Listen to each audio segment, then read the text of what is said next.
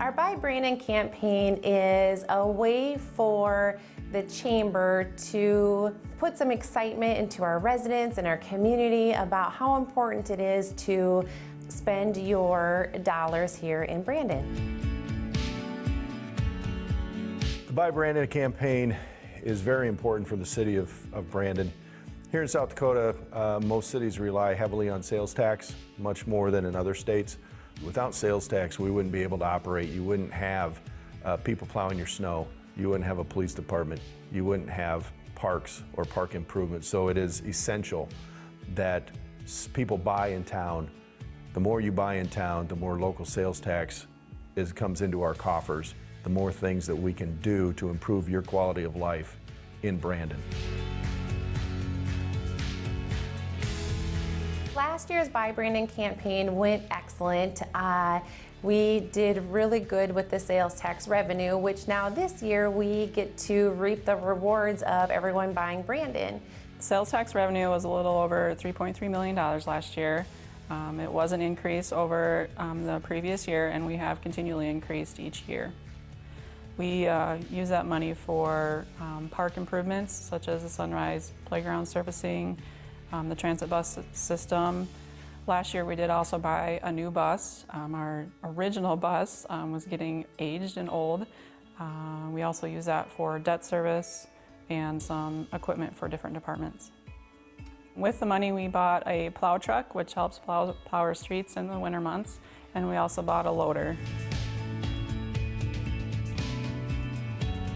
One of the upsides to closing the pool this summer is we planned on doing a $1.6 million renovation down at the pool to include a new kiddie pool, some play features in the pool, as well as upgrading some equipment, expanding some of the lounge areas.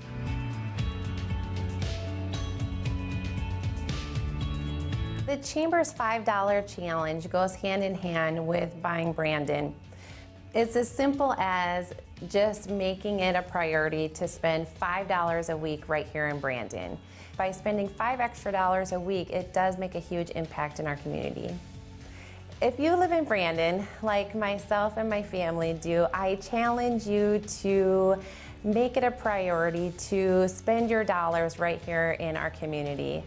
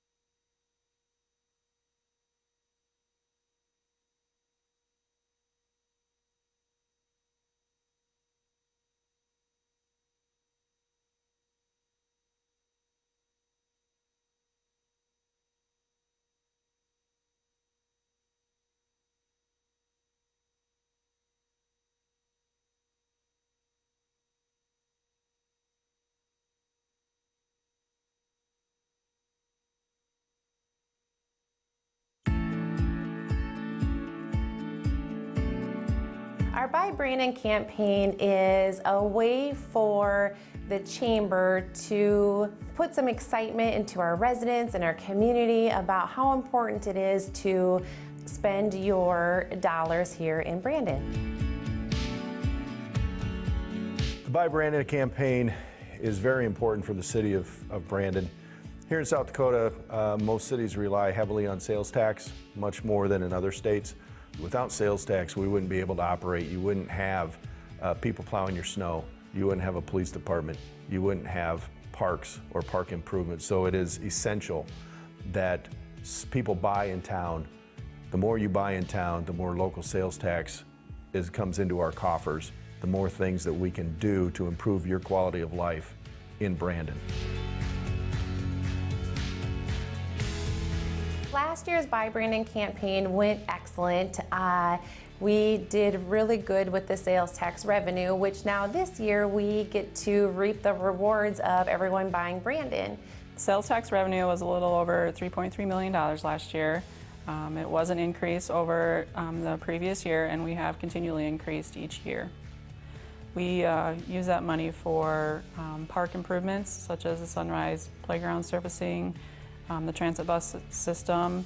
Last year we did also buy a new bus. Our original bus was getting aged and old. We also use that for debt service and some equipment for different departments. With the money we bought a plow truck, which helps plow our streets in the winter months, and we also bought a loader. One of the upsides to closing the pool this summer is we planned on doing a $1.6 million renovation down at the pool to include a new kiddie pool, some play features in the pool, as well as upgrading some equipment, expanding some of the lounge areas.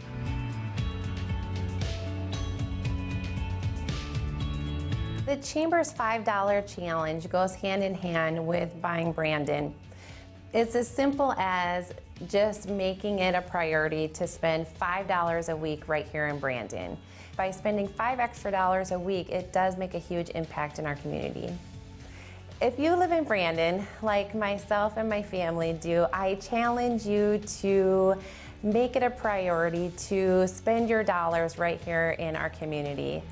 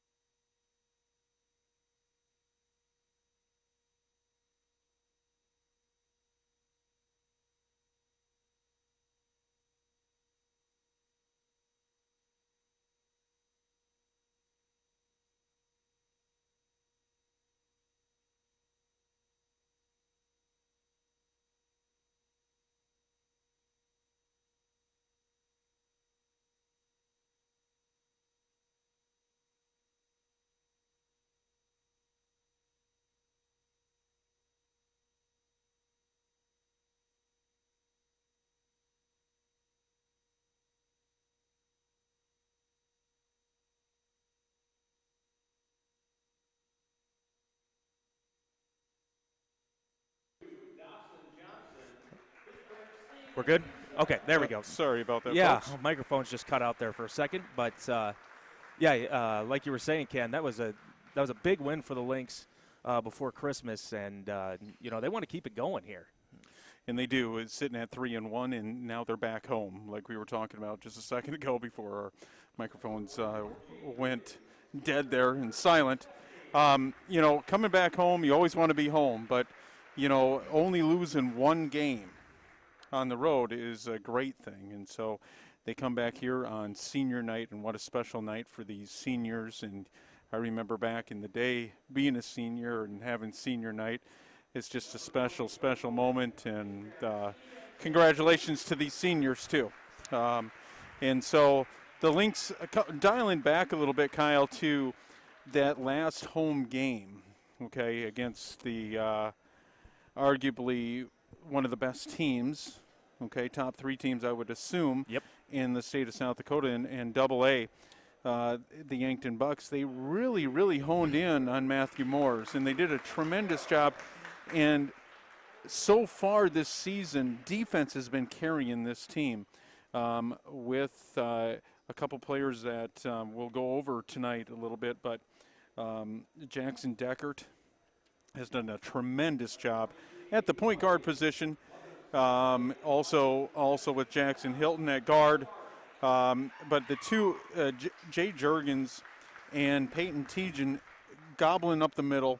Those two centers have done a great job, along with Joe Kolbeck and with who am I thinking of now? Yeah, now we're cutting out again. Yeah, they just turned off again.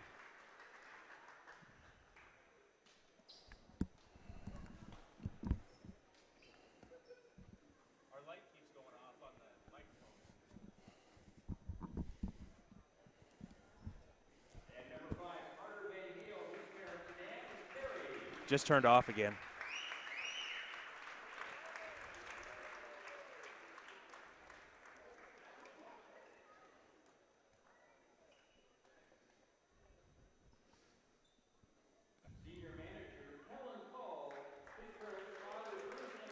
Check, check. Can you hear me? Check, check. No, I can't hear nothing.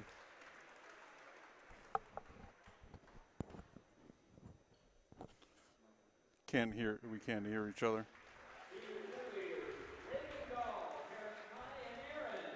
They might just be watching tonight.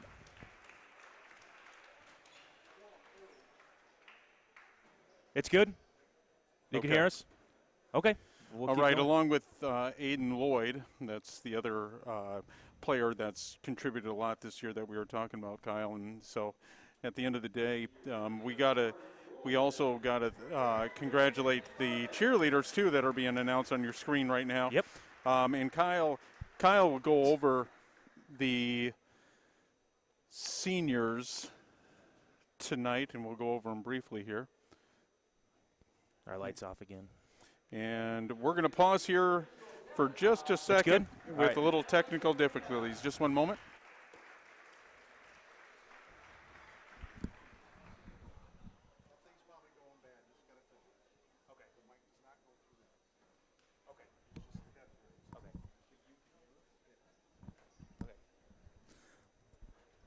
Sorry, our microphone and headphones are actually what's going on, not the speakers. So Ken and I might have a little bit of trouble hearing each other, so we'll do our best there. Yeah, this is a big senior class for the Lynx, a senior class that has done a lot of winning over the last several years here, including a state football championship this season, basketball championship a couple years ago for both the boys and the girls. And a lot of these guys were a part of that team. You have Dawson Johnson, you have Nate Lear, Jackson Deckard, Carter Van Heel, Joe Kolbeck, Aiden Lloyd, Peyton Tejan, Jackson Hilton, Jay Juergens, and Wes DeWitt. So 10 seniors on this group. That's a lot of seniors, and it is going to be a very different looking team next year for the Lynx. But you got to enjoy this while it lasts, because this has been a very, very special group. And they have, and we've seen a couple of those players really moved through the chains here for the last 3 years, specifically like a Jackson Hilton. I think he's been starting ever since he was a sophomore, and Joe Colbeck's been contributing a lot. Aiden Lloyd off the bench last year, now he's a starter. And so, you know, hats off to the seniors, hats off to the coaching staff. They've done a tremendous job under a lot of adversity this year, Yes. as we know, with things that are going on in the world, with the COVID issue, and also with some health issues. And hats off to that coaching staff. Coach Deckert has done a tremendous job. Yes, he has, and it'll be, you know, it's just great to see. I don't know if you guys talked about it before your game or during the Yankton game, but just to have him on the bench right now, leading these guys, it means a lot, and I'm sure it means a lot too. We got Brookings tonight wearing Brent Deckert T-shirts. I think we're going to be seeing a lot of that. I think that teams have done it while the Lynx have been on the road as well. So that's a really cool sight to see. But, you know, we talked about how the Lynx are technically still state champions. It's been a couple of years now since we didn't have one last year. But would there not be just a better way for them to go out than to give Coach Deckert another championship, which is very possible. Now, hard to look that far down the road right now. But you see this senior leadership. Like we said, 10 seniors. That's a ton. Right. And a very, very talented group, very deep as well. I mean, this is exactly what you want in a team that is going to make a push at the end. They got guys off the bench that can score. You know, we talk about Jackson Deckert, who I don't know if he's always in the starting lineup. He's not tonight, but he's averaging 11 points a game. You know, we talked about Aiden Lloyd coming in, and you know, he's averaging 9 points a game. Jackson Hilton, he's been, like you said, a starter since his senior year. He's averaging 15 a game. So this is a team, and then guys right underneath them, also seniors, and they all can just plug right in, step up, and that's what you need, because you're not going to have every single one of your players playing at the top level every single night. So you have people behind them. That's a big help. And also, and we'll touch on this a little bit, of how the community is really standing up and supporting two coaches in the Brandon Valley school system, and we'll touch on that in just a moment.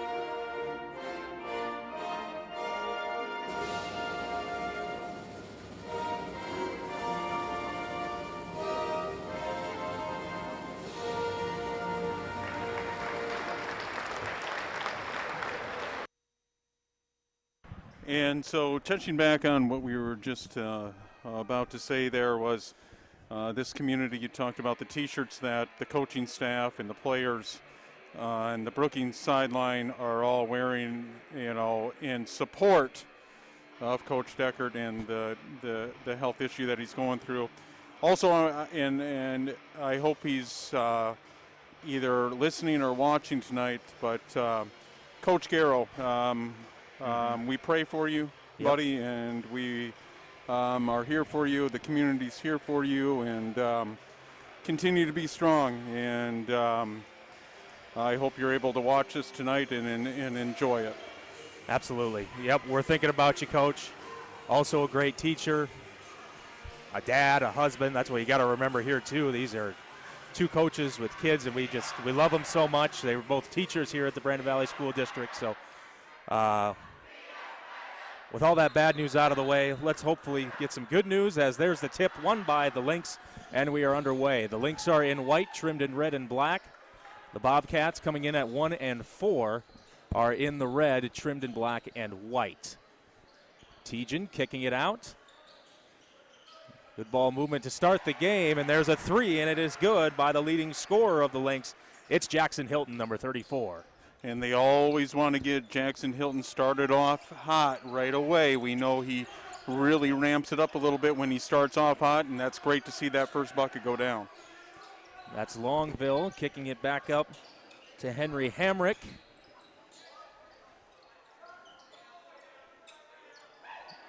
And there's a three. That is no good. A fight for the rebound with Tejan and Longville. And the Lynx have control. It's Hilton again.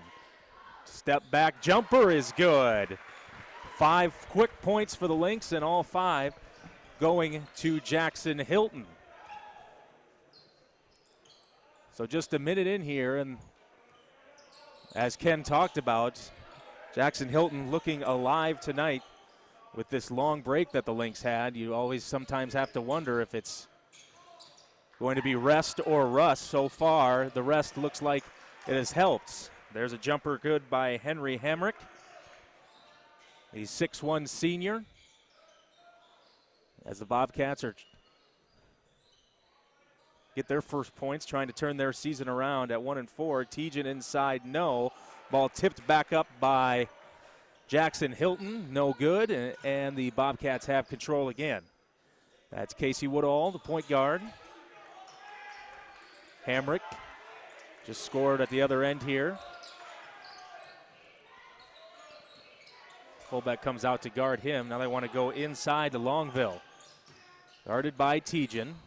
Kick out three is no good. Tough position for Peyton Tejan. Didn't get back to Longville in time. Longville picks up the rebound, and he is fouled. I'm going to say it was a non-shooting foul. Hamrick will throw it in for the Bobcats. Here's Woodall. Schiefers, his first touch, guarded by Hilton. And Hilton's going to get called here with his hand in the cookie jar, trying to swat that ball away. First substitution of the game, it's Jackson Deckert. And I think Jackson Deckert took a seat tonight just to get more of the seniors starting, a starting role tonight. So that's a great teammate. His second leading scorer on the team is Deckert. And only at 5'10", he sure makes an impact. Traveling, Lynx will get the ball back here. If you're just tuning in the first couple of minutes, Jackson Hilton on back-to-back possessions gave the Lynx a 5-0 lead. It's now 5-2. Not a ton of action as of yet, but I'm sure we'll be ramping up here. Fullback gives it off to Lloyd, loses it. Wild shot, no. But Peyton Tejan with the hustle play, he picks it up and he is fouled. And Peyton Tejan, he's the first game, Juergens was starting, okay? Tejan's now starting, and he's done a tremendous job. He's really good defensively, and you've seen what they're trying to do there is they're trying to double him. As soon as that ball's in, as they get it inside, they're doubling him right away. That's going to force that ball to be kicked out, and your outside shooters have to really, your guards have to really step up and make big shots. Second free throw is good. Nate Lear, number 3, checks in for the Lynx. And Juergens as well. So we're seeing that depth of the Lynx coming early in this one. I'm sure the seniors are going to get a lot of playing time tonight, as they usually do. That's really the core of this Lynx team. Hamrick. And he traveled. Pivot foot was moving. Early turnovers will play a huge part in this basketball game tonight, as both teams need to take care of the ball. Lynx really need to take care of home court. Lynx coming off their first loss, and I believe that was before Christmas as well. In their first 3 games, they hadn't given up more than 60 points, give up 73 to Sioux Falls Lincoln. Inside to Juergens. And he comes up short. Bobcats with the basketball, trying to make it a 1-possession game here.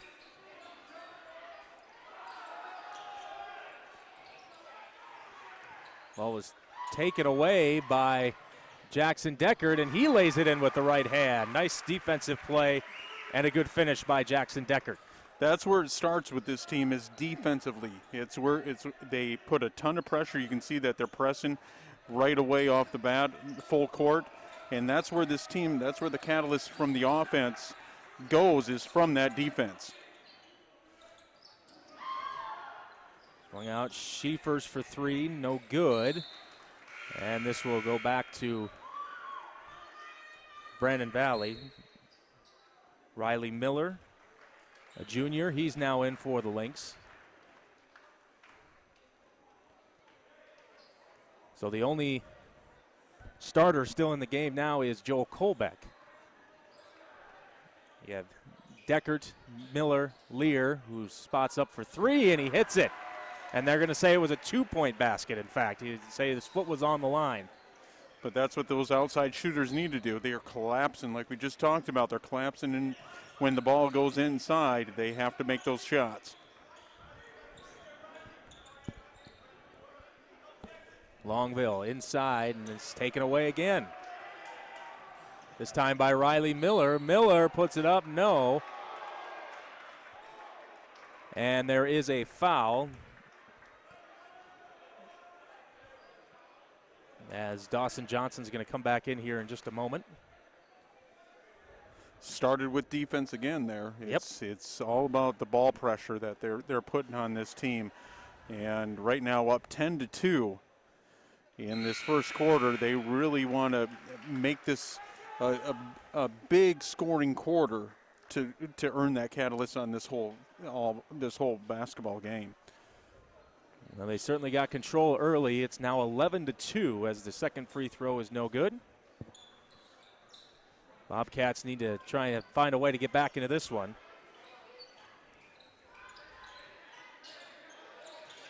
They want to go inside. Schiefers, no good. Miller pulls down the rebound. Comes Lear. He's going to go right to the basket. Cannot connect. Ball was tipped around. It was off of a Bobcat. It'll stay with the Lynx. Lynx are forcing it a little bit on the fast break. Sometimes just slow it down a little bit offensively. Don't force the ball. Swing the ball. Let a lot of players, try to get all 5 players to touch the ball in every offensive possession. Try that, and you usually succeed. Inside to Juergens. And he loses control. Deckard spotting up for 3. Just off the mark. And here come the Bobcats, having all kinds of fits on offense. Already a few turnovers, just one made basket. And this one goes out of bounds. It will be Lynx basketball. Wes DeWitt, a senior, number 52, is now in for the Lynx.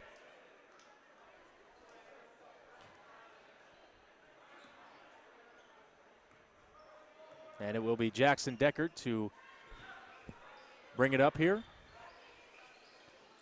Lynx trying to keep their foot on the pedal here. Miller almost lost it. Dawson Johnson. Miller gives it back to Johnson. He's going to try and go into the lane, but it's taken away by Keegan Fields, who's just checked in.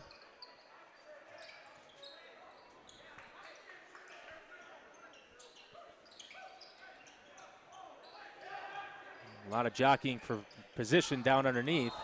And an offensive foul.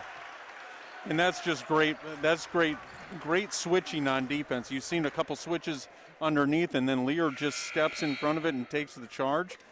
Right now, the Lynx are playing great defense, and Chuck and I talked about in the first game, we knew this team was going to be really good defensively.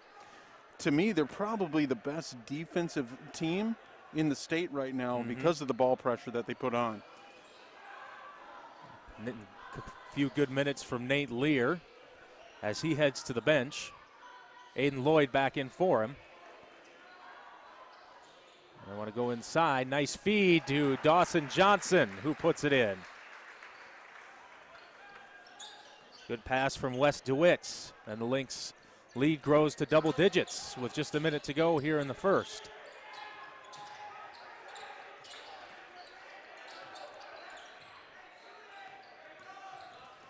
Well, not only have the Bobcats, as this one goes up and it's no good from Hamrick. I was just going to say, not only have they not scored much, but they really haven't gotten too many shots off. Here's a three. It is good. That's Riley Miller. And the Lynx now lead by 13. A lot of contribution coming from the bench. I think Coach Decker's played about 11 guys right now. And it's senior night, and that's great to see. Hamrick. Giving it off to Longville. About a second difference between the shot and game clock.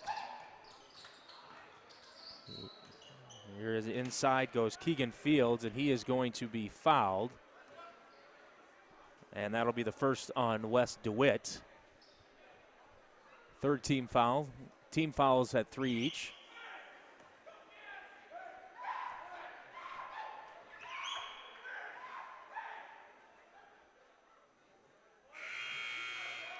And you talk about the Lynx and how many players they've used so far. That's just the second substitutions for Brookings. And back in comes the starter, Zach Moe. And not only are the substitutions coming furious for the Lynx, okay? We talked about 10 or 11 guys playing in this game so far in the first quarter, but they're contributing. That's a big thing. Miller for three, in and out, won't go, and that is how our first quarter will end. A good one for the Lynx as they lead 16-3.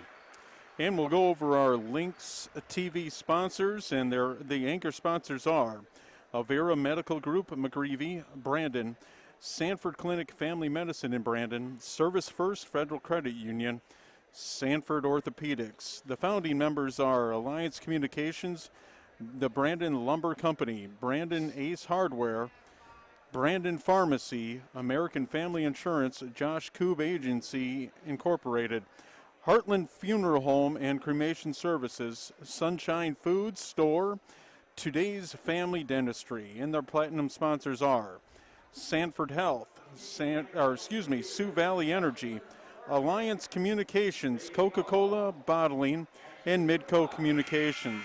Our pride sponsors are Architecture Incorporated, Hinkle Electronic Materials LLC, McDonald's, and Michael's Fence. Thank you, sponsors. Thank you, sponsors. Doing this for us, and we're able to do this for everybody else that's watching. And I know the first game, Kyle, that we did, I think there was over 500 just on YouTube, and that isn't counting Alliance. So that was a big number, so thank you all for tuning in. And I know I've said it before, but it's usually in the hundreds. And every once in a while we hit 1,000 on YouTube, but for all we know, on Alliance could be hundreds of thousands, if not millions watching us, even though the population of Brandon is slightly under that, just slightly, but we do appreciate it.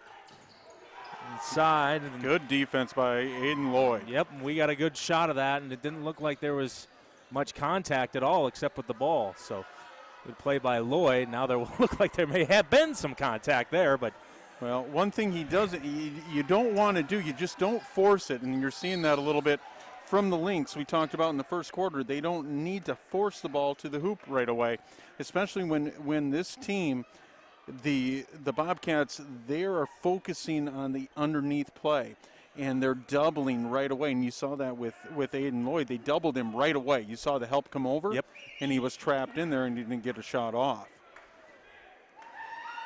Henry Himrick. First one is no good. He's got the only basket for Brookings, and that came about 2 minutes into the game. It's been slim pickings for Brookings since, as Keegan Fields had hit a free throw, and now Hamrick has done the same, so it's now 16-4. And Brookings trying to create some pressure here. They get it to Miller. And here goes Colbeck. He cannot connect. Picked up by Peyton Tejan, and he is going to go to the free throw line. And that's another, you're driving into a lot of defense. You saw on the baseline there, on the three-point line, there was nobody on Jackson Hilton. That defense is collapsing so hard on the inside. They got to be able to kick it out to these three-point shooters. And so far, the Lynx are shooting really well from the outside. Mm-hmm. Both free throws no good for Tejan, so it remains a 12-point ball game. Schiefers getting it off. Colbeck covered him like a blanket. Here is a three from Moe. And Brookings stays 0 from three-point land. Miller for three. That one is no good, and we're going to have a foul, I think, against Aiden Lloyd. And as a coach, and what we talked about, Kyle, also in the first quarter, is you saw two players touch the ball there, okay? And not to say that shot wasn't wide open. It was a wide open three. But you got to relax on the offensive side. They're pushing the ball. And to me, one of the reasons that the Lynx beat Yankton in game one on this home court was they slowed everything down. They didn't let that team get into their offense, their fast break offense. Well, the Lynx need to reset their offense also and get into a rhythm. Well, Jackson Hilton thought he had a steal. It ended up getting back into the hands of the Bobcats. Now this one is finally taken away by Lloyd, and he is going to be fouled. And he will go to the line.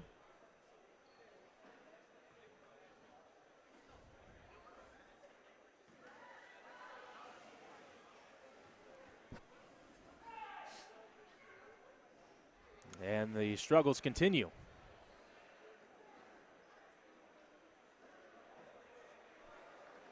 And right now the Bobcats are really, really cold, from a lot of areas on the offensive side. So Lynx defense is playing a huge part in that, but they got to keep the pressure. They can't relax the pressure. It's got to be an all-game pressure. Inside, that one was tipped by Colbeck and taken back by the Lynx. More good defense. Hilton, short. Picked up by Hamrick.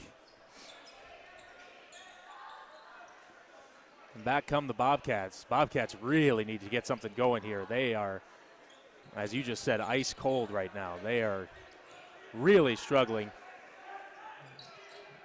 Even struggling at times to even get shots up.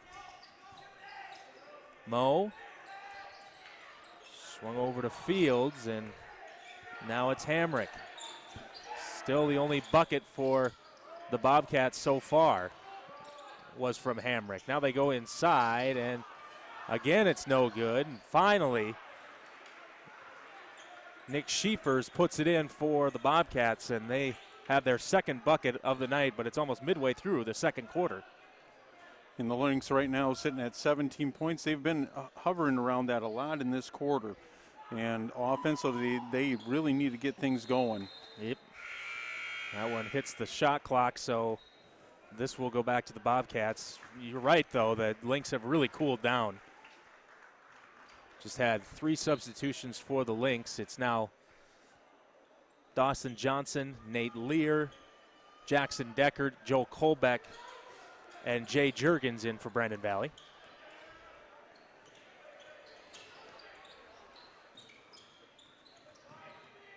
Almost another turnover by the Bobcats. First minutes of the night for Jet Letty, number 21. As he just got his paws on the ball. Rebound by the Bobcats. And we are going to have a whistle and a foul. That one's going to go against Juergens. And we will see if they say he was shooting, and they will. So it is number 32, Nick Schiefers, that goes to the free throw line. And a little bit of a problem with the Lynx defense right now is they're allowing that penetration to get to the bucket in this quarter. You saw in the first quarter that didn't happen. A lot of defense, a lot of getting into space. They call it kind of walling up a little bit. A coach will call that defensively. In basketball is that's just getting in front of your player and not letting him penetrate, and they're kind of laxing that a little bit defensively, the Lynx right now. Second free throw is good, and it's back to single digits deficit. Lynx have not scored in quite a while in this quarter. Here's Deckert. He's going to put up a three, and that one is well off the mark. Miller gets the rebound, and he will go to the free throw line. And Riley Miller has really come off the bench and gave him a little bit of a spark, and the bench is really playing well so far with the Lynx in the first quarter. And this second quarter is that it really puts a kind of pressure on the coaching staff a little bit to see who they're going to play. And in certain, they got to match up well too, offensively and defensively as a unit when all five are on the court. But they're doing a good job right now. Midway through the second quarter, Lynx up by 10. Both offenses struggling. Lynx started hot, and they've gone into a dull cold streak here as the rebound goes to Dawson Johnson. They go inside to Juergens, and that one is no good as well. So the Lynx can't buy a bucket right now. Thankfully for them, neither can Brookings.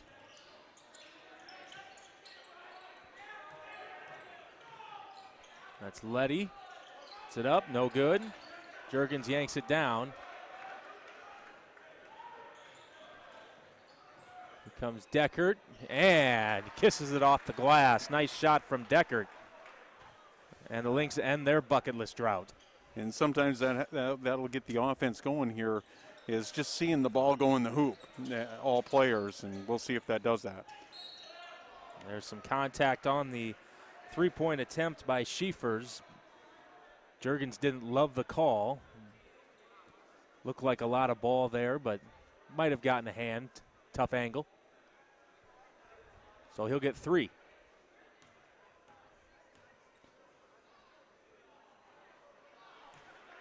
And he misses the first.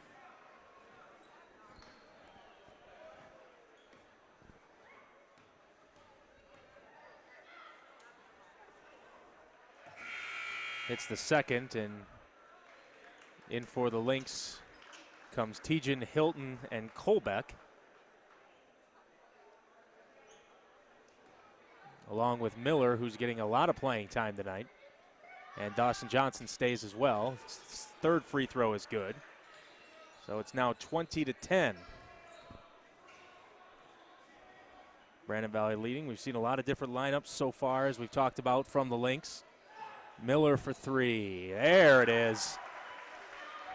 Lynx look like they might be finding their shot back here. It's 23-10. Yeah, Miller's played a really good first half. I think he's 2 for 4 right now from the three. 8 points total off the bench. Comes Hilton, finally gives it off, and it's taken away by Brookings. That's Letty. Now it's Hilton with the ball, and he lays it up. And the turnover bug continuing to bite the Bobcats. And that's just great quickness and pressure from Jackson Hilton, coming off a turnover and then defensively getting the ball back and making a layup. Zach Moe misses from three. Inside to Tejan. Now back out to Hilton. Good ball movement by the Lynx, but the three is just short. Colbeck flies in to try and make a rebound, but it ends up into the hands of Schiefers. Now he puts up the jumper, and he's got it. He's got something to say to the Brandon Valley student section as well. He's not liking them right now. No. And they were making quite a bit of noise earlier. So 25-12. Johnson is going to be fouled. The student section has been moved, I doubt permanently, but maybe just for COVID purposes. Because usually they're behind the basket. And what we've seen on that possession, you saw 4 players touch the ball. You saw great ball movement, and that's what this team needs to do. They have good penetrators. They have like a Deckert, and they have a Jackson Hilton, but it's all about ball movement on the offensive side of the ball. And you got to get 3 to 4 to 5 players to touch the ball in every possession. And that bodes well for your offense. And early on in the second quarter, they weren't doing that. So the struggles from the free throw line continue for the Lynx as Johnson misses both.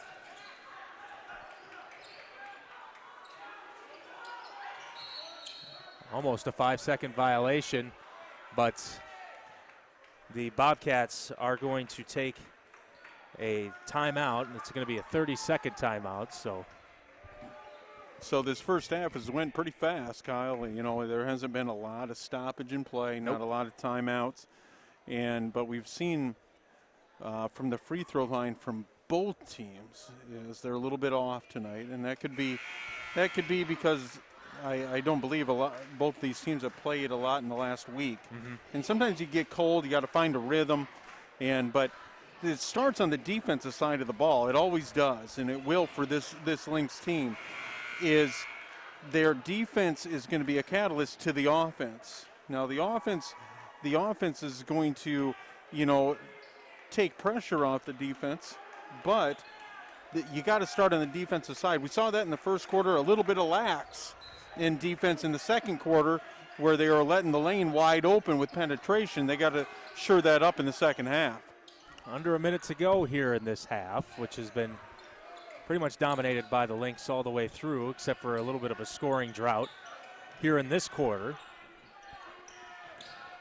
Just 9 points for the Lynx in the second quarter as the shot is good by Jet Letty, his first bucket of the night off the bench. Shot clock turned off here. I'm sure the Lynx want to hold for the last shot, leading by 11.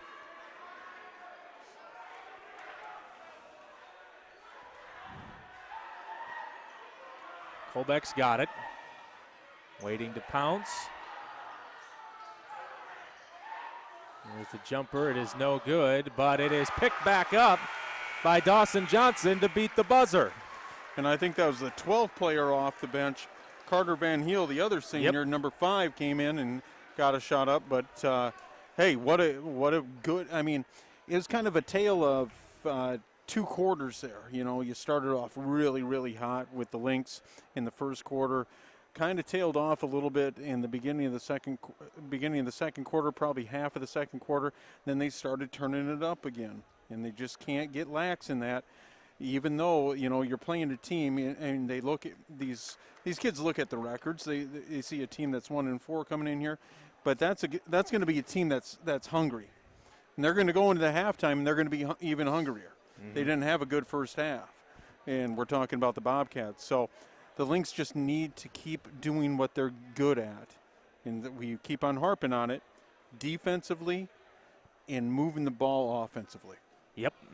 And like you said, it's been a lot of different lineups and a lot of, it's still decently early in the season. So it's going to take some time for everybody to kind of gel together, especially like you said, because these guys haven't played in, almost half a month, it feels like. It was before Christmas, before either, well, at least for Brandon Valley, that they have played, after that loss to Sioux Falls Lincoln. But, it's just going to take some time for all these different players to form with each other. So hopefully, every game is another step in the right direction. So. Well, and you have back-to-back games, and you can't look past this game. I know they have a big game tomorrow night at 8 o'clock at the Pentagon against a really, really good national team, and the Houston High School from Germantown, Texas. Mike Miller's the head coach. Yep. For that team, he has 2 boys. One's, I believe, is really highly ranked, and the nation. I think he's a senior. And so you can't look past this game to look forward to next game. You got to take care of business tonight and then forget about tonight and move on to tomorrow night. And that game, like you said, will be at the Pentagon, so that'll be exciting. Always a fun place to watch a ball game. But, the Lynx, a little bit sluggish there in that second quarter when it comes to the offense, but to me it was really the Lynx defense, and it's really been the Lynx defense other than that hiccup against Sioux Falls Lincoln that has stepped up in a big time ways so far this year. And you even talk about the game against Yankton. Well, it's like they gave up 60 points, and 60 points is, I'd say, probably a little above average when it comes to high school basketball. But you're talking about playing against a guy who's going to Wisconsin, for crying out loud. I don't know why I'm blanking on his name right now. Matthew Morris. Matthew Morris, right. Mm-hmm. Couldn't remember his first name, but, even that's an accomplishment. So right. It's like you said, and I think it does have something to do with the depth that the Lynx have, that they're able to stay fresh, especially on defense. They're not worn out like I think maybe the Bobcats will be when it comes to, this third quarter, even though they get 10 minutes off here. They didn't substitute almost at all, and some of the Lynx, better players, some of their starters, maybe only got 6, 7, 8 minutes of total game time in that first half. Yeah, and it's senior night, and you want to play all the seniors. You talked about how many seniors are there? 10, 11? Yeah. So you want to – Coach Deckert's doing the right thing, is getting them in the ball game and getting them playing time. They deserve it, and they've been loyal to the program and loyal, to everything that – is about the Lynx way. And so, but I get a little bit of a feeling from some of the Lynx top players that they're kind of looking past this game a little bit. And don't you? I mean, they're just maybe a little lackadaisical, but we'll see how the second half goes. But we want to make sure, that you take care of tonight. Tonight's Friday night, the next day's Saturday, yep. And the next day is against a different team. So just take care of business on your home court. Yeah, and, Coach Deckert's not the type of person that will let his team, forget about something, like you just said. Right. He worries about today, and then whatever happens tomorrow will happen tomorrow. I'm sure that he wants to do everything in his power to pick up as many ESD wins as he can. Against opponents that he's going to see later. And, I mean, it's exciting to be able to play against such a good team tomorrow, but I'm sure this one is, very important to him. Right. I know the tomorrow's game will count, on their overall record, but, they're never going to see that. They're not going to see that team in the state tournament or anything like that. So, right. But, yeah, I think there's been some lapses. There was really just that big scoring drought. But defensively, I think the pressure's been up all game for the Lynx. I think their energy level has been fine. You can definitely tell that both of these teams have had some time off. Right. At times. So, but yeah, leading by 13 at half, you'll never complain about that. So even if things are looking a little sluggish, there's, I don't know if it's because there's a game tomorrow or what have you, but the atmosphere has kind of just been seems a little down in the stadium. Maybe I wasn't here for the Yankton game, but it's just different, obviously, when you have, the COVID stuff going on and all that. So that makes a difference too. The football games were a little different. The volleyball games were a little different. So yeah, and I think it's everything that everything together. Yeah. And so. But hats off to the program and the coaching staff. They've done a tremendous job. And, to make this work, as we know that into this year, I know we're in 2021 now, but 2020, 2021, it's been difficult. And so hats off to the school. Yep. And hats off to the administration, the Randy Marceau, and hats off to the coaching staff for making this work, and the players. Yeah, and I think, obviously, I think our viewership has been up. I think it's safe to say, at least looking at the YouTube numbers. And that is probably because not as many people want to necessarily come to sporting events right now and be in a closed up area. But I think there's a lot of people that just want something. Right. They just want to, they don't want to keep, watching the news. And obviously it's important to talk about COVID and what's going on, but they just want a little bit of a distraction. And, it surprises me that sports ratings have actually been down, at least for the professionals, because, boy, the last thing I want to do when I get home at night is turn on the news and just have to listen to it over and over again. So yeah, I've been watching more sports than I have in a long time, and I think it's going to be a big weekend for the NFL, too, because they got the playoffs coming up. Yeah, and with the football season that we just went through in high school, and congratulations to the Lynx football team again, winning the AAA championship, state championship. But, it really, we saw that, Kyle. We saw, family fans come to the games and support, and it's just, we're able to bring this live to them home, too, like you just talked about, at home, wherever you are, in your garage. I know some people they have a get-together every, I think Chuck was talking about that, every home game for the Lynx. They go in their garage and like 5-6 of them watch the ball game in the garage. And so, we're happy we're able to bring this to you. Hopefully you're enjoying it.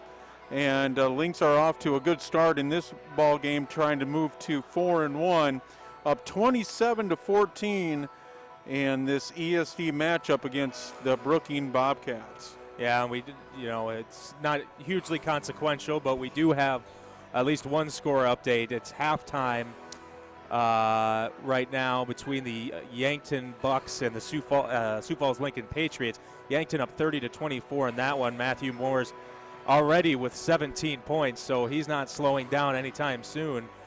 We'd also like to thank the seniors this year for the Brandon Valley Lynx. Number 2, Dawson Johnson. Number 3, Nate Lear. Number 4, Jackson Deckert. Number 5, Carter Van Heel. Number 20, Joe Colbeck. Number 22, Aiden Lloyd. Number 32, Peyton Tejan. Number 34, Jackson Hilton.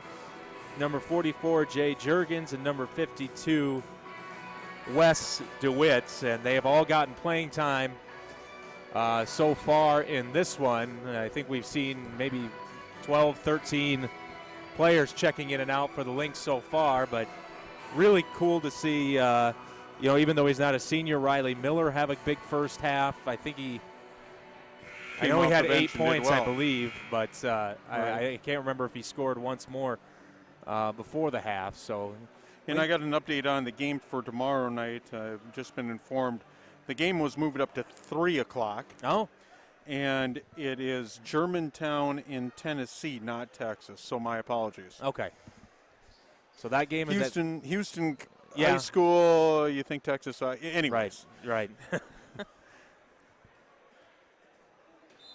So that game will be moved to 3 o'clock tomorrow at the Pentagon. I'm not sure if Midco will be there for that or not. It'd be cool if they were.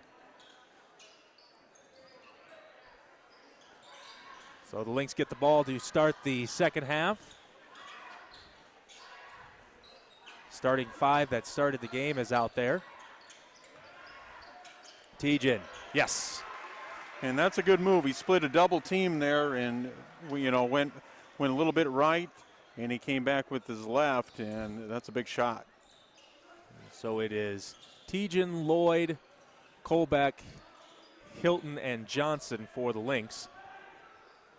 That's what they started with in this game as the shooting woes continue for the Bobcats, as that three is no good.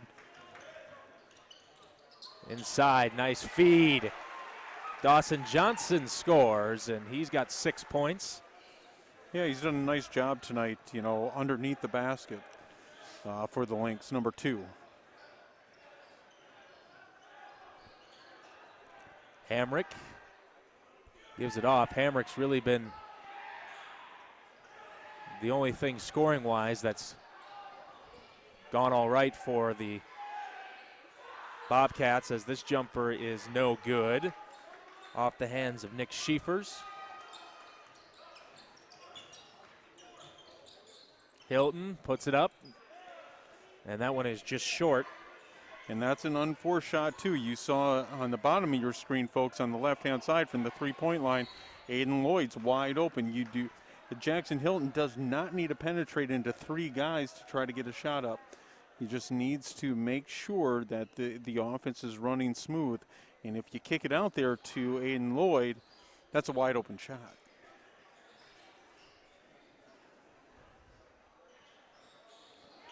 Woodall gets his pocket picked by Lloyd. Behind the back pass, but everybody looks away. Looked like that pass was for Tejan. In the lane, layup is no good, but Hamrick is going to go to the free throw line.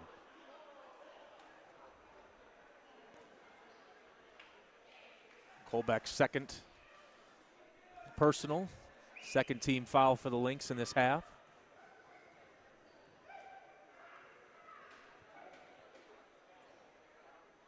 And that first free throw is no good.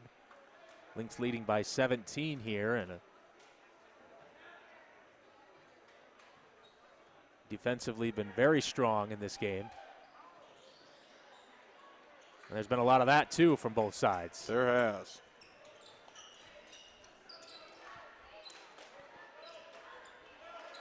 Hilton got off to a hot start, hasn't done much scoring since. And looked like Tejan was coming up maybe to set a screen, and that one goes through his hands. Ball is loose,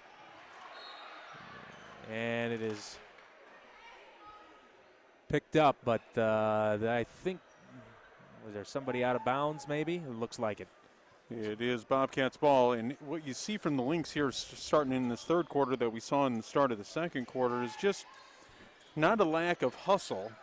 It's a lack of just execution, and they're kind of playing out of sorts. They're playing one-on-one ball a little bit. Yep. And they need to play as a team. And a two-handed slam from Jackson Hilton. A contested dunk. And maybe that'll wake up the crew a little bit here. Lynx now lead by 19. In the lane, a foul.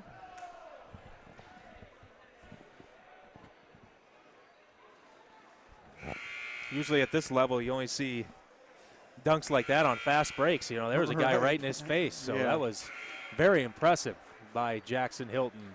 And we know Jackson Hilton has tremendous athletic ability. We've seen it.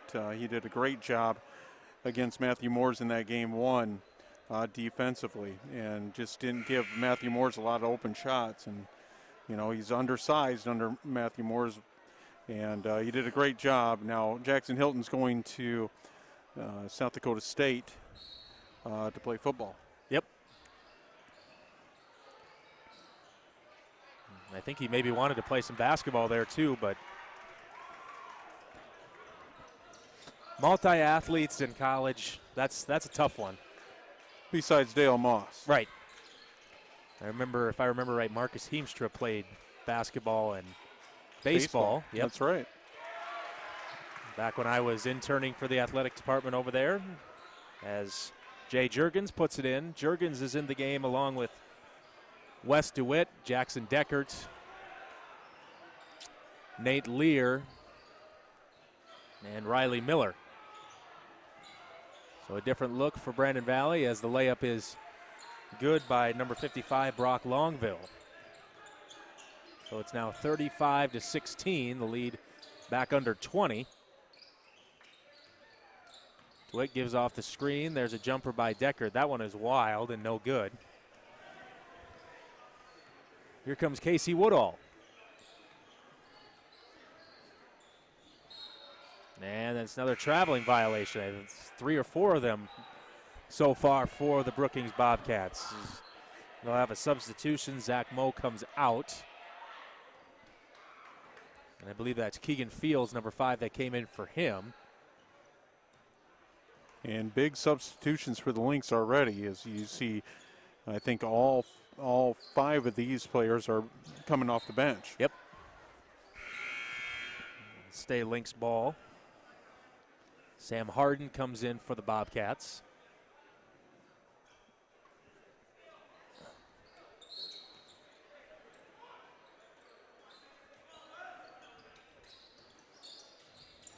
Deckard gets the screen. Here is a 3 by Lear, in and out. DeWitt pulls down the offensive board, and he puts it in, his first bucket of the night. Strong rebound underneath as he came really from the free throw line and grabbed that rebound and put it back. That one knocked out of bounds by Juergens. Nice defensive play. Lynx back up by 21 now.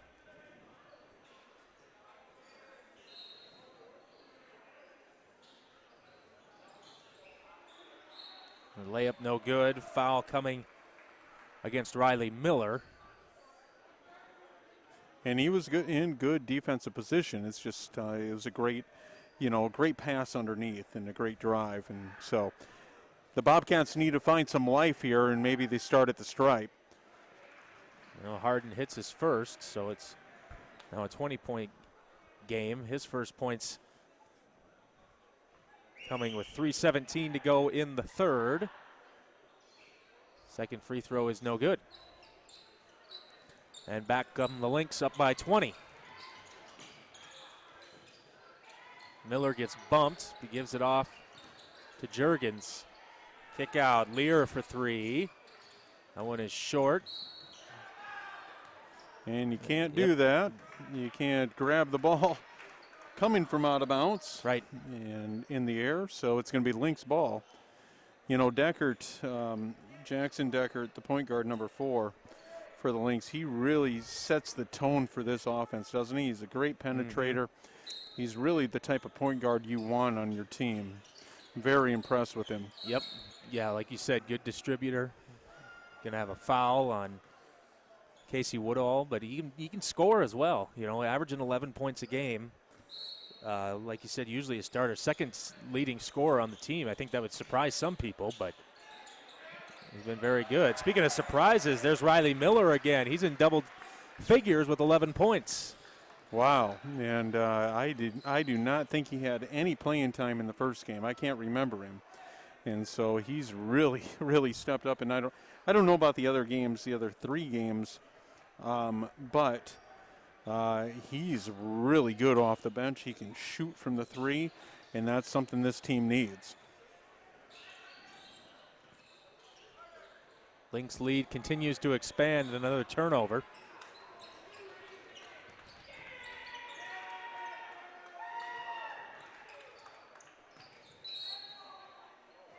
Miller for 3, no good. But we had a foul. And for Brandon Valley, Carter Van Heel. Got a little playing time right at the end of the half.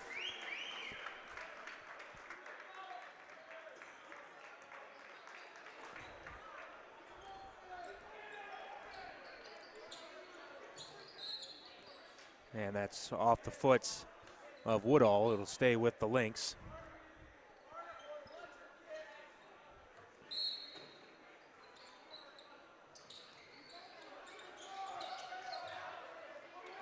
And they do get it in, but it is taken away by Keegan Fields. Now he loses it, and it will go out of bounds. It'll stay with the Bobcats. Great hustle play by Lear to get back defensively there.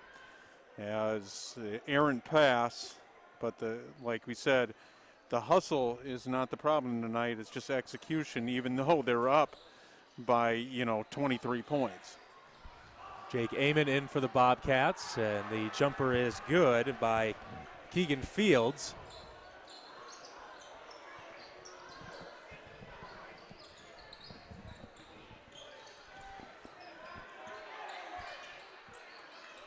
Make it a 21-point game here. 2 minutes to go in the third. Here is Juergens, and he cannot quite get that one to fall. And he was triple teamed. You saw the triple team come, and he forced it up. It almost went in. But what you see on the misses from the Lynx on this side, you're seeing not a lack of defense on the other side. You're really seeing the hustle, as Juergens just almost created a turnover there off that miss defensively.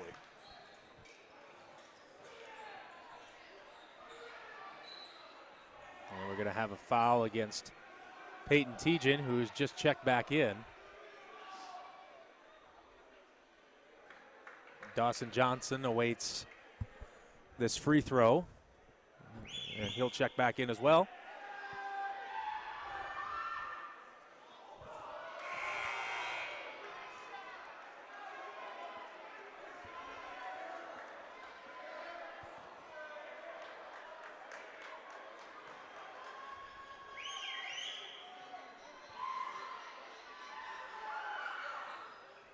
And that one is good, so it's Lynx still doubling up the Bobcats at 40-20. A lot of missed free throws from both sides tonight. Johnson gave it off to Van Heel. Now Deckard with it.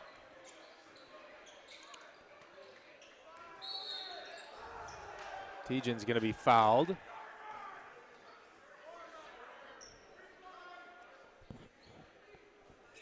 That's going to be the third foul on Brock Longville, number 55.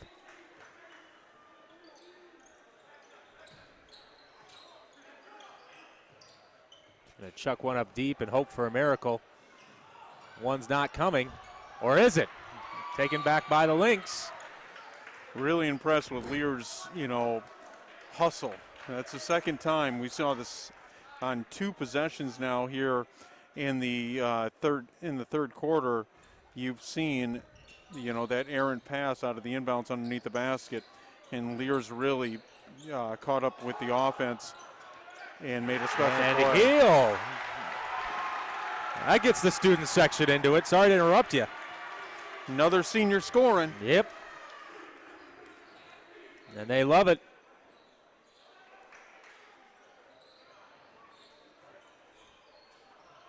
As you can tell, that was his first basket of the night.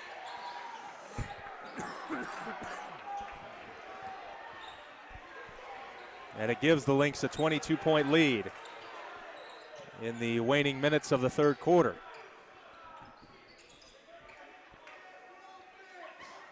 A quarter that's been dominated by the Lynx.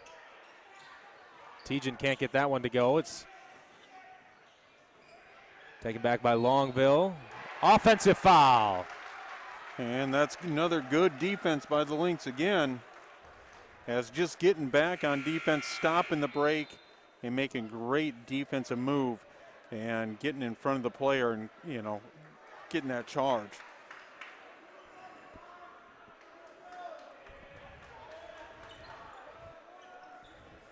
Last shot time for Brandon Valley.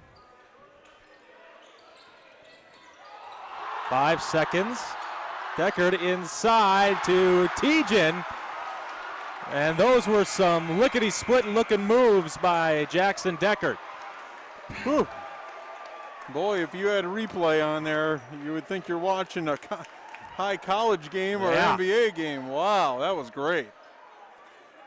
And so the Lynx leading 44-20 right now as we are sitting going into the fourth quarter. Lynx taking control, really control in that third quarter, even though they weren't 100% on their game. The hustle was there, Kyle.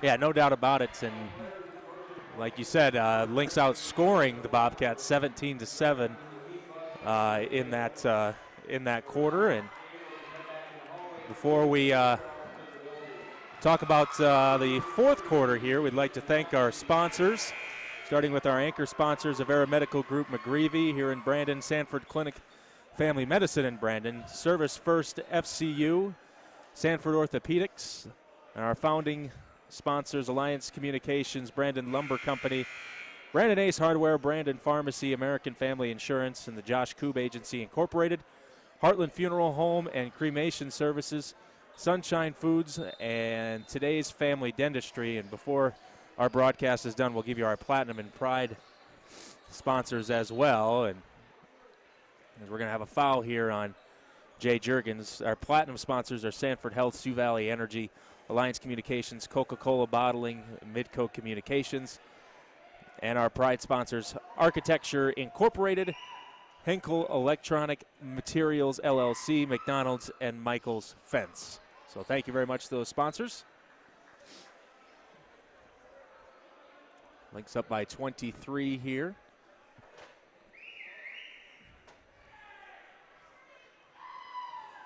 And some of the Lynx starters coming back into the game also, as they have really, the rotations have been really good tonight from Coach Deckard and his coaching staff. Juergens, yes. Got that one to go. 4 points for him. Not quite the excitement of the Yankton game, but got to like what you've seen if you're the Lynx. And I like that Coach Deckard and his coaching staff have really gotten all the seniors a lot of playing time. Yep, and that's really special. I think if I'm looking, I think they all might have scored as well, which is good to see.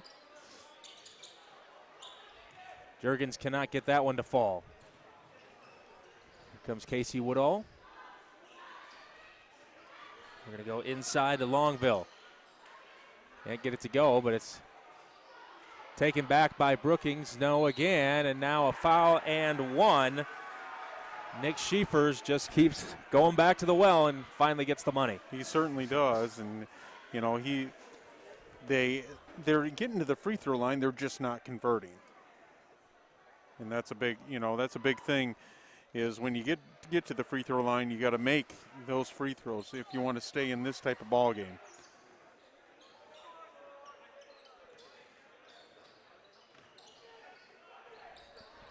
Juergens misses, but Jackson Hilton cleans up in a big way with the one-handed slam. Woo!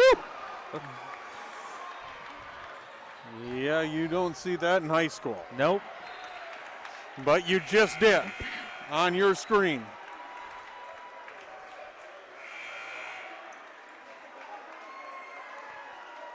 I think if Dale Moss is watching, I think Jackson Hilton's got something to say about maybe Dale being the best dunker in Brandon Valley history. I'm not. Oh, boy. He's got some competition. Yes, he does. That was in-game competition. Oh, man, that was impressive and a good way to. Anytime you can take a rebound one-handed off of the rim and dunk it, that's pretty special. That ball is loose, taken back by the Lynx. And if that's how Jackson Hilton's night ends as he went to the bench, that is, I'm sure, going to be satisfactory to him. Lear to Dawson Johnson. Van Heel with the jumper, cannot get it to go. Johnson gets the rebound, and now he misses, and we have a foul.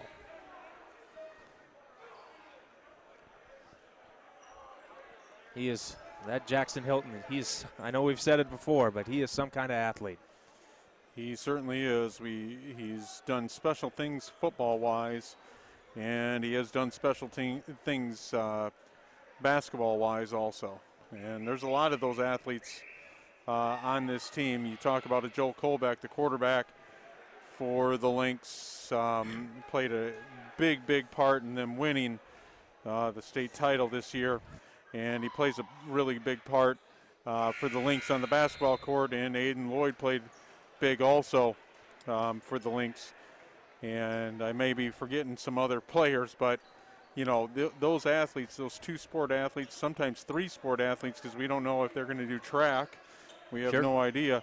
But, you know, that's a God-given talent, and that's what they have. There's a 3, and it is good from Max Van Westen. His first minutes of the evening, and he hits the 3. And the Lynx now lead by 25. They always say how important it is for high school athletes to play more than one sport. I only played one sport, and I turned out terribly. I guess my junior and senior year I did. I know it's hard to believe now looking at me, but I did run cross country my sophomore year. How was that? It sucked. I just did it to try and stay in shape for baseball. I should have kept at it because as the first free throw is no good. DeWitt and number 14, Noah Thompson, coming in. You know, you run, you know, I was on JV, so they were 4Ks, which is still a lot. 2.5 miles. What I didn't realize was I was kind of just doing the sport to stay in shape. Then I got to my first race and realized that you ain't jogging 2.5 miles. It is a 2.5-mile dead sprint to the finish line. And I felt like I was sprinting the whole time, and I think I still finished in the bottom three quarters, but it was a good experience. And hats off to those cross-country runners. I could never do it. Yeah. DeWitt pulls down the rebound, and he's fouled.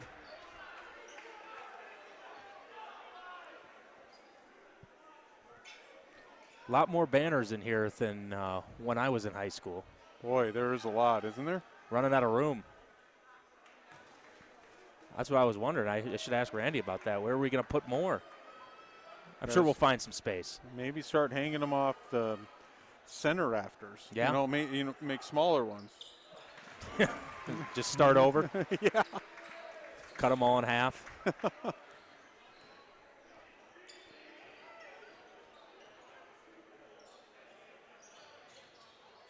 That's a good problem to have. It is. As a Minnesota sports fan, I am not used to that. Oh boy. No Minnesota sports team has too many trophies. That is true.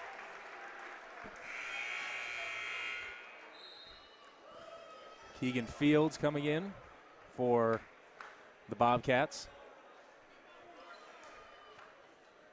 So we got Thompson, Lear, Van Heel, Max Van Westen, who's got the ball now, and Wes DeWitt are your 5 for the Lynx as we're nearing the midway point in our fourth quarter. The Lynx doubling up their opponent, and now we're going to have an offensive foul here. And what this does also is it's going to give these players, I mean, you know, the starters and some of the bench players, some time on the bench to relax for tomorrow night's game too. Yep. It really, this type of score, this type of game does that for them.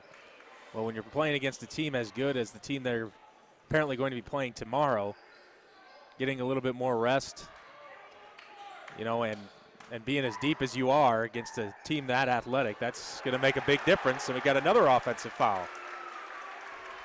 It's just they continue to play great defense. Your Lynx, like I said, up and down that bench, they just play really good defense. And my belief is that this team is the best defensive team in the AA in the state of South Dakota.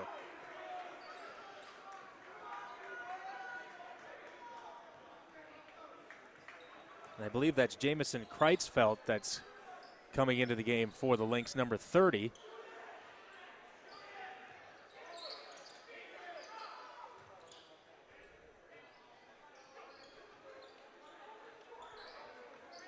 Van Westen. Is it off? Noah Thompson cannot connect.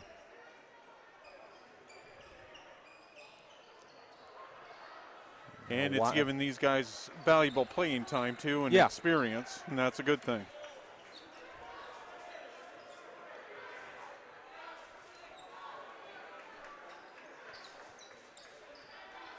Van Weston kind of waiting for something to happen here. Van Heel in the corner. Number 14, Noah Thompson, actually did play football, and if you remember, we talked about him a few times. As the layup is good by Carter Van Heel. Nice play by Van Heel. It was. He went to the hoop, and he wasn't going to be denied with that left hand. Great play by him, but we talked about Noah Thompson a couple times. It seemed like as the year went further and further, Noah Thompson, we kept saying his name more and more and more. A very athletic young man. He'll be back next season. Yeah, he played well for the football team also. It's hats off to this Lynx program as a whole. It's just there. It seems like championships come every year. Funny how Lynx TV started winning all these championships. It has to be because of Sure. us. I don't see any other explanation. 2:35 to go here.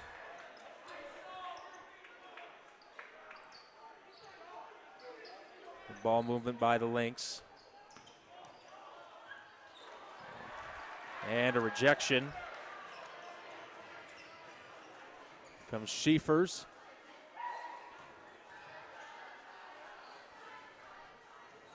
Hamrick. No, but Nick Schiefers is there to clean it up.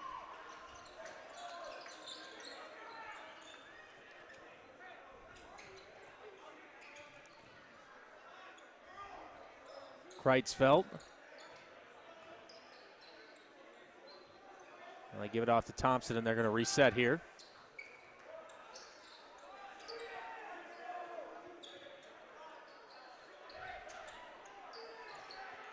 Thompson thought about the three. He's going to kick it out. Van Heel for three, just short. Here come the Bobcats. Layup no good, but another one for Nick Schiefers. He's now up to 15 points. He's got half of all of Brookings' points tonight. He's really had a strong game. Yes. Something to hang your hat on if you're the Bobcats.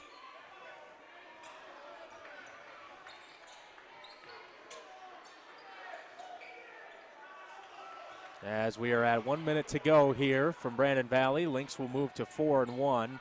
Bobcats will move to 1-5. Lynx do play tomorrow as we got to travel, and it's going to be Bobcat ball. As you can see on your screen, Coach Deckert's still coaching them up. Yep. Yeah, with 55 seconds to go, up by 24, and that's what great coaches do. He doesn't take a day off, I don't think. And remember, just a reminder that game tomorrow has been moved to 3 o'clock at the Pentagon.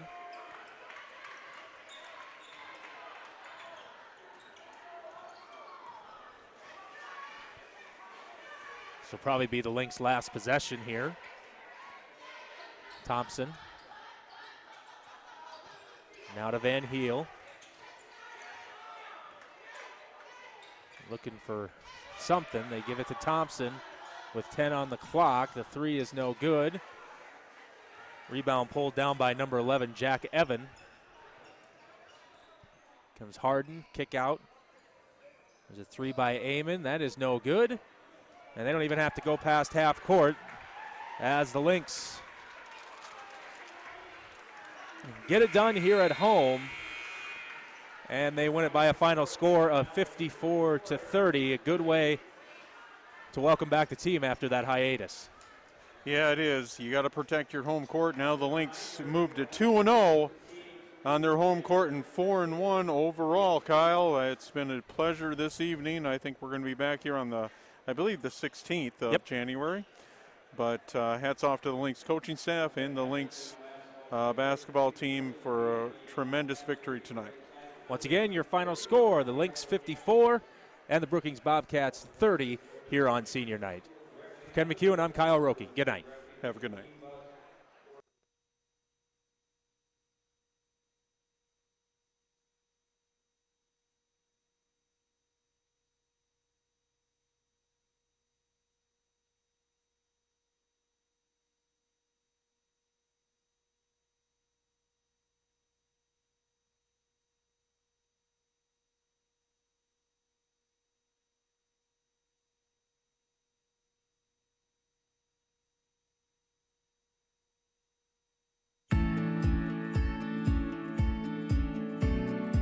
Our Buy Brandon campaign is a way for the chamber And if there is to anybody still put some listening to the excitement broadcast, into the our game has actually residents been and our changed again to community 4 about o'clock how tomorrow. important That it is 4 is o'clock to tomorrow, not 3 spend o'clock. Sorry, your dollars here in Brandon.